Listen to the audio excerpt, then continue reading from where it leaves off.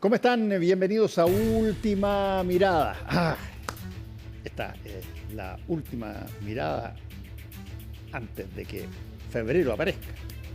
Pero vamos a hablar, como todos los jueves, del análisis internacional con Raúl Sor. Y tenemos harto tema que tocar en este última mirada de esta semana. Primero partamos. Raúl, el presidente Trump llega, actúa como el presidente Trump y empieza a amenazar aquí, acá, y entre ellos a Colombia. Y el presidente de Colombia se le pone chúcaro y de repente, y al ratito como que tiene que ceder. ¿Qué fue lo que pasó? Bueno, lo que ocurrió es que Estados Unidos comenzó a deportar colombianos que estaban en condición ilegal en Estados Unidos y despachó 2 aviones a Colombia. Aparentemente esto no estuvo bien sincronizado y cuando el presidente Gustavo Petro se entera que vienen estos aviones, bueno, Colombia decide no aceptar que ingresen a su espacio y los aviones tienen que devolverse. Y esto causa la ira inmediata de Trump, que lo considera una bofetada y toma de inmediato, amenaza a Colombia con el arma preferida de Trump, aranceles. Aranceles al café, aranceles a las flores, que son 2 de las grandes exportaciones, pero a todos los productos de Colombia un 20% que podría ir aumentando según cómo avance el conflicto.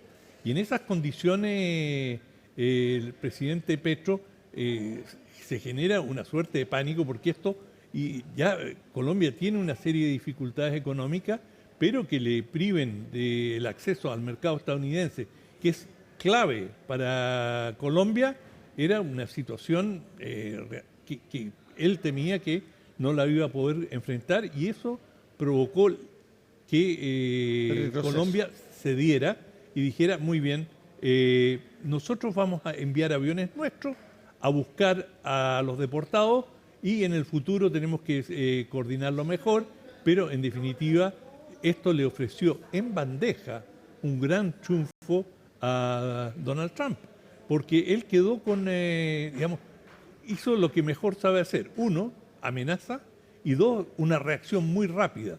Y esto un poco en contraste, y se encargó Trump de subrayarlo, con la aparente lentitud del gobierno del presidente Biden. Y esto era uno de los temas más neurálgicos, más centrales para Estados Unidos, el tema de la inmigración. Sí, pues. Trump ganó las elecciones en un porcentaje significativo gracias a su postura dura. Y recién iniciado su gobierno, sin costo alguno, sin riesgo alguno para Estados Unidos, puede dar un gesto, por decirlo en forma pintoresca, un gesto de macho, duro, decidido, y obligar a Colombia a tragarse, por decirlo otra vez de manera coloquial, a tragarse el sapo y tener que aceptar las condiciones que le impone, en la manera que se las impone Estados Unidos. Ahora, esta situación que tú estás describiendo no es única con solamente Colombia. Estados Unidos ha hecho amenazas sobre un montón de cosas. Ya hablamos alguna vez de las cosas que había planteado Donald Trump que tenían que ver con Canadá, que se convierte en el 51 estado de Estados Unidos, o con adquirir Dinamarca, la situación de Panamá, etc. Groenlandia. Perdón, Groenlandia. Y desde ese punto de vista, esta situación con Colombia, yo creo que le abre una serie de compuertas a la credibilidad de Trump para esta vez materializar las cosas que dice que va a hacer. Absolutamente, por eso yo usé la metáfora de un regalo en bandeja, porque sin costo él pudo golpear la mesa, salir con la suya y mandar un mensaje muy potente al conjunto de América Latina sobre el tema quizás más crítico entre América Latina y Estados Unidos, la migración. Es decir, no tanto Sudamérica, Chile, Argentina no están tan afectados, pero en Brasil miraron con mucho cuidado que, digamos, este incidente, y inicialmente el presidente Lula manifestó cierta simpatía con Petro. Claro, digamos, Lula es un diplomático, fue cuidadoso, y así sucesivamente también los mexicanos, que están en una situación mucho más delicada incluso que Colombia. Si México está preparando una ciudad de carpas para recibir, porque se prepara para recibir miles de refugiados. Y, y esto, digamos... Refugiados que son de su propia nacionalidad. Claro, sí, deportados, digamos, Sí. en el sentido estricto. Y bueno, y Trump ha anunciado otra medida trascendental en este campo: la expansión de la base de Guantánamo. Sí. Y establecer en Guantánamo sacar de Estados Unidos, sin sacarlos, a todos estos, digamos, personas que están con algún antecedente legal, con algún tipo de acusación, y sacarlos de Estados Unidos sin sacarlos de Estados Unidos. Y tenerlos... Eso porque Guantánamo, para todos los efectos prácticos, es una base en Cuba. En Cuba, en claro, Cuba, dentro de Cuba. Dentro de Cuba, pero una base absolutamente autónoma, donde Cuba no tiene ninguna autoridad, no tiene ninguna soberanía. De manera que allí, digamos, bueno, fue por algo el lugar donde eligió el gobierno de Estados Unidos para mandar a los involucrados en el atentado de las Torres Gemelas. Y a todos los que capturaron, a todos los yihadistas que fueron capturados, fueron enviados a Guantánamo. De allí Guantánamo se hizo a la fama de un lugar infernal en que los presos estaban aislados, estaban totalmente sometidos a todo tipo de vejaciones. Hay muchas películas. Sí, hay que recordar un poco de que Guantánamo, este concepto de cómo puede en un país como Cuba, digamos, que es un régimen comunista, si tú quieres, existe una base de Estados Unidos con militares adentro y que no se les puede tocar. Bueno, esto fue un acuerdo previo a la llegada de Fidel de generar una base justamente para que, entre otras cosas, protegía a la misma Cuba en caso de que hubiese algún tipo de problema. Y ha quedado así desde hace mucho tiempo. Yo no sé si es que hay un país que tenga un enclave dentro que pertenezca a otro país. Sí, hay otros países. Los ingleses tienen alguna fase en algunos lugares. Bueno, algunos dirían que incluso Gibraltar. España señala que Gibraltar es un pequeño enclave que mantuvieron los británicos, un acuerdo que data de siglos, es decir, no es algo reciente, y que España durante mucho tiempo ha querido recuperar, y todavía quiere, recuperar Gibraltar y deshacerse de este enclave. Y hay otros ejemplos también. Pero en todo caso, Guantánamo, el plan de Trump ahora es llegar a tener hasta 30.000 deportados, con antecedentes, con prontuario, digamos, que es lo que dice, y que, digamos, allí la gran ventaja, digamos, para Estados Unidos, y por qué empezó a reutilizar Guantánamo como una gran prisión, es que, digamos, los detenidos están totalmente aislados. Los abogados defensores tienen una gran dificultad para llegar a esa base, o sea, tienen que viajar a Cuba. Los vuelos, no hay vuelos comerciales, todos los vuelos son por parte de la Fuerza Aérea Norteamericana, de manera que tener acceso allí es muy complicado, y eso, por supuesto, baja la presión humanitaria o las campañas que se pueden hacer por esclarecer la situación de los que están allí. Bueno, eso en cuanto a lo que está haciendo Donald Trump.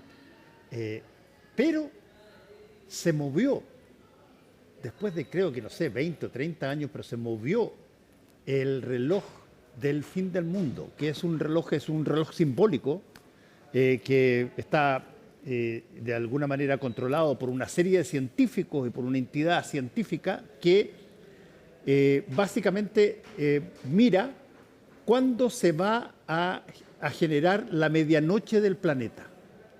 Es decir, el fin del mundo. Exactamente. Y esa medianoche corresponde al fin del mundo. Y entonces, cada vez que se mueve las manecillas del reloj hacia las 12 de la noche, es el tiempo que se percibe que eventualmente, en términos simbólicos, le queda al planeta por su propia autodestrucción. Exacto. Y esto partió, digamos, partió en 1947. Y mira, esto lo iniciaron entre los socios fundadores de este reloj simbólico. Había personajes que todos quizás hemos escuchado nombrar. Albert Einstein. Exacto, Oppenheimer. Sí, estaban la creme de los científicos nucleares, y justamente esta es la Asociación de Científicos Nucleares estadounidenses los que crearon una revista, y esta revista, digamos, es la que publica este reloj del apocalipsis, y según ha ido variando, en algunos momentos ha estado hasta a 17 minutos, buen tiempo distante del apocalipsis, y ahora está a 89 segundos. Nunca en la historia, como tú bien señalaste, ha estado más cerca del fin del mundo. ¿Y por qué? Por la guerra ruso-ucraniana, y cuando justificaron por qué hoy día estamos más cerca de una posible destrucción del planeta, bueno, está esa situación, la posibilidad de una nueva pandemia, también algo que se ha hablado mucho, es decir, quedamos con todas las heridas del COVID, pero hay muchos futurólogos que dicen, tenemos otra pandemia en camino, no sabemos cuál, cuándo, cómo, dónde, pero ojo, que igual que el COVID no va a tardar en aparecer, y dan una serie de fundamentos para ello, y tenemos la situación también muy, pero muy delicada en el Medio Oriente, es decir, la crisis con Irán está allí pendiente, y claro, está la tensión que ha ido aumentando, a veces con oscilaciones, pero aumentando en general, claro, con China. Y hay que agregar que hace 30 años o 40 años, cuando se estaban estimando en este misma conteo del reloj del fin del mundo, digamos, no existían 13 países o 14 países con bombas nucleares. Habían 4 o 5 o 6. Y por lo tanto, la cosa parecía que eventualmente en términos diplomáticos podía ser más sencillo. Aquí, por error o por intención, en cualquier momento las cosas se pueden desbandar. Sí, bueno, hay potencias nucleares y potencias nucleares. Es decir, sí, hay países como Corea del Norte, que probablemente disponen de un dispositivo nuclear, pero no es claro que lo pueden lanzar, no es que no lo han experimentado, de manera que hay un signo de interrogación. Pero según estos científicos, consideran de que este es el momento en que hemos estado más cerca de la destrucción del planeta. Y uno puede coincidir o no, pero lo que no puede dejar de hacer es de pensar en serio por qué estos científicos de primer nivel, gente muy seria, te digo, Fernando, yo los visité cuando estuve en Estados Unidos hace algún tiempo, y quedé con la mejor impresión del trabajo científico que ellos realizan.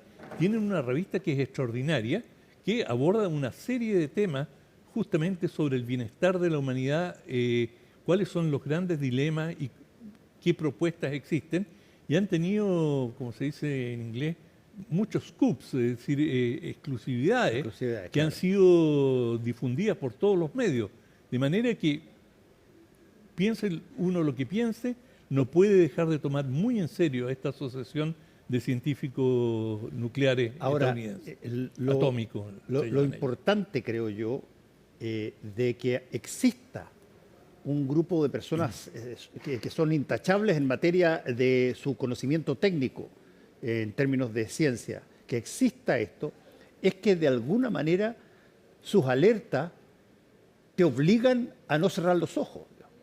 Porque si tú operas con la lógica de la ceguera voluntaria, como esto eventualmente puede terminar en un desastre y yo no quiero desastres, no lo voy a ver, ni lo voy a escuchar, ni nada, y miro para otro lado.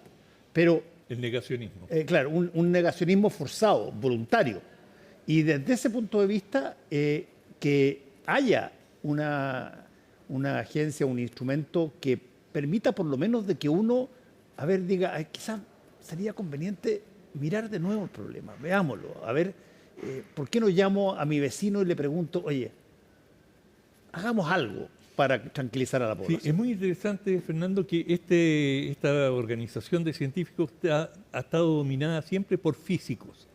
Y los físicos, en términos científicos, quizás son la rama que en la búsqueda de la verdad se ha acercado más o ha confrontado de manera más brutal las consecuencias del desarrollo científico. Y de allí que entre los físicos han surgido tantos disidentes, si se quiere. Y bueno, los que vieron la película Oppenheimer van a saber exactamente de qué estamos hablando. El conflicto que sentía Oppenheimer y muchos de los científicos, que incluso la película muestra muy bien, él aborda a una serie de científicos y muchos de ellos declinan. Y él los confronta a la situación, bueno, pero ¿qué quiere? Si la Alemania nazi va a tener una bomba atómica, ¿tú quieres dejarles el camino libre a ellos? Tú tienes la obligación básica de participar con nosotros. E incluso así, algunos de los físicos dicen, yo no quiero liberar esta fuerza que una vez que la hayamos construido va a salir de nuestras manos y va a quedar en manos de políticos que no sabemos cómo la van a utilizar. Y bueno, Oppenheimer fue una de las primeras víctimas de su propia creación. Porque es un poco lo que se dice hoy día de la inteligencia artificial. Varios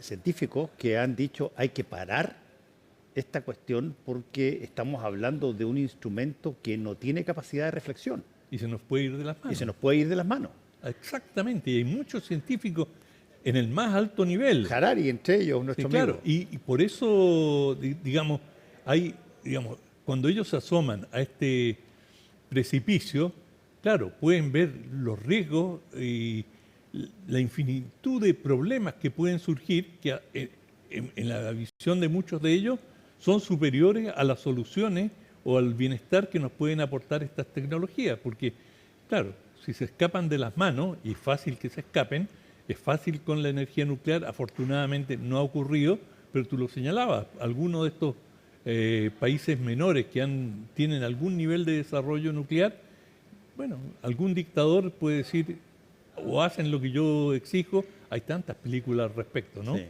Si solo, digamos, si esto cae en las manos del mal, pero en algún momento puede dejar de ser ciencia ficción. Bueno, a ver. Mira, vamos a seguir en el mismo tema, los físicos, porque el libro. Sí, pues, vamos al libro. El libro de Javier Argüello, Los límites de la ciencia, una visita al acelerador de partículas más grandes del mundo. Este acelerador de partículas es el CERN, esa es la sigla, y está ubicado bajo tierra. Este colisionador es un enorme tubo, por así decirlo, en un túnel de cerca de 20 y tantos kilómetros, más de 20 kilómetros, bajo Suiza y bajo Francia. Está el círculo va, porque es un anillo que va debajo de ambos países. Y allí estaban buscando encontrar una partícula que de alguna manera explicara el origen del mundo. La llamaron por eso la partícula de Dios, ¿no? De Dios, sí, la partícula de Dios. El bosón, que sí, era lo que buscaban y que lo consiguieron. Y él, en esta visita, Argüello escribió un libro que en realidad está basado en una conferencia que dio, que yo lo encontré exquisito. Está muy bien escrito, por cierto, él es español, y es un libro que mezcla ciencia y poesía, no en cuanto a rima, pero a poesía en cuanto a la búsqueda de la belleza y la verdad, y cómo se entrelazan. Y tiene una serie de disquisiciones, en ese sentido es muy latino, es decir, a diferencia de muchos ensayos anglosajones que focalizan y van directo al punto, él tiene muchas disquisiciones. Entonces, una disquisición muy interesante en su libro es la historia del tiempo.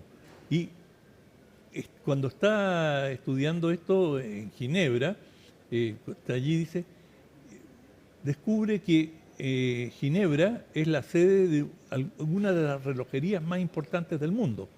Se fabrican, los relojes suizos son famosos, Suizos son y, clásicos. digamos, empieza a establecer una relación entre los relojeros y el tiempo y la organización de la sociedad.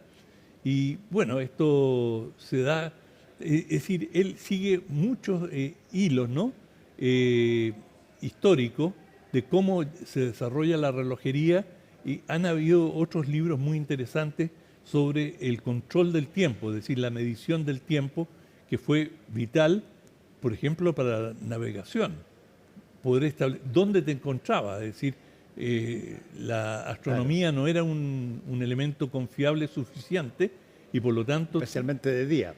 Sí, y muchas veces en el mar hay niebla, no siempre ves las estrellas, por lo tanto, y cuando tenías que tener cierta precisión, fue justamente a través de la relojería y la perfección el perfeccionamiento de la relojería que se pudieron establecer con más precisión las ubicaciones, ¿no?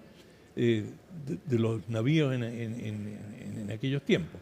De manera que es un libro extraordinariamente interesante. Yo diría que es breve, son cerca de 80 páginas, pero muy recomendable, que es de la colección Debate.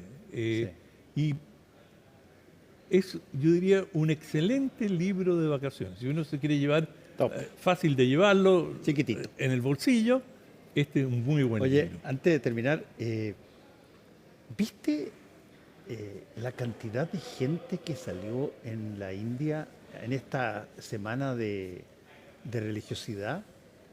Yo fíjate que esto de que te digan de que 200 millones de personas salen en una procesión religiosa especial y después lo ves en la televisión con los despachos que se llegan, pero qué cosa más impresionante. Sí, es abrumador, y te digo que algo similar está ocurriendo o ha ocurrido en China con el Año Nuevo Lunar chino, y también son cientos de millones de personas, porque ese es el periodo de vacaciones en China, y muchos de los trabajadores, hombres y mujeres en China, esa es la única oportunidad que pueden volver a sus pueblos natales. Muchos de ellos han migrado hacia las ciudades y dejan a sus hijos con los abuelos, y este es el momento en que pueden volver y encontrarse con ellos. De manera que es un desplazamiento, los trenes están abarrotados, y lo mismo ocurre en India, que este gran festival se dice que es el mayor desplazamiento humano. Pero es que es impresionante, sin verlo es una cosa... Son mares humanos, ¿verdad? Pero muy, muy, muy impresionante. Uno espera de que no pase ninguna cosa brutal o algún accidente, ¿no? Porque están todos juntos. Es una... Otro país donde pasa y han habido tantos accidentes es Arabia Saudita, Sí. en la Meca. Sí, la Meca. Bueno, que ahí está ese otro imán de fieles. Imán de fieles, así como mucha gente cuando va a Europa pasa por la Basílica de San Pedro y quiere, pero no existe una cosa tan tremendamente determinante y que además sea regular, o sea, todos los años, que tú viajes a un lugar, pero por hordas de horas. Esto tiene un agravante, digamos, desde el punto de vista de la seguridad, que la gente se mete al río. Claro. Y son varios ríos en los cuales se realizan estas ceremonias. Y bueno, un río de por sí, tú sabes que va a haber gente que se va a ahogar, gente que va a tener problemas de salud. Y si tienes estas muchedumbres, bueno, casi inevitable. Yo estaba pensando en cosas que uno de repente piensa como medias básicas, digamos, ¿cómo se alimenta esta gente? Porque está bien, todos pueden llevar alimentos propios y cosas así, pero se quedan ahí un rato y se les va la cosa. ¿Cómo se de alguna manera autorregulan. Bueno, si te preocupa la alimentación, te quiero decir que viajando por India me pasó varias veces, es decir, en tren, el tren para en una estación y son hordas de vendedores que se acercan a ofrecerte De todo. Absolutamente todo lo que te puedes imaginar de comida, ¿no? Y bebestible.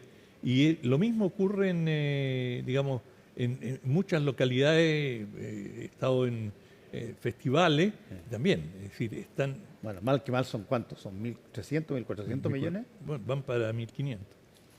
Es el país más poblado del mundo, hoy día superaron a China. Muchas gracias una vez más, Raúl Soros, por traernos el mundo acá. A CNN. Hasta la Que próxima. te vaya muy bien. Nos vamos, tengan ustedes muy buenas noches y nos veremos cuando nos veamos de nuevo. Chao.